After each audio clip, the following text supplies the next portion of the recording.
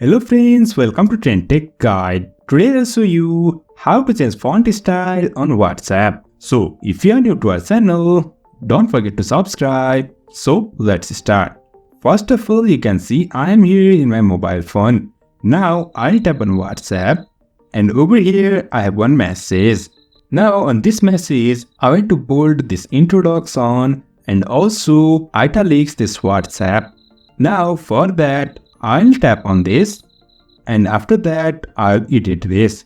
Now in introduction, I want to bold this. Now to bold this, put this asterisk on the first as well as on the last up to where we want to bold this text. Now I'll bold this introduction only. Here is asterisk on the front and on the last.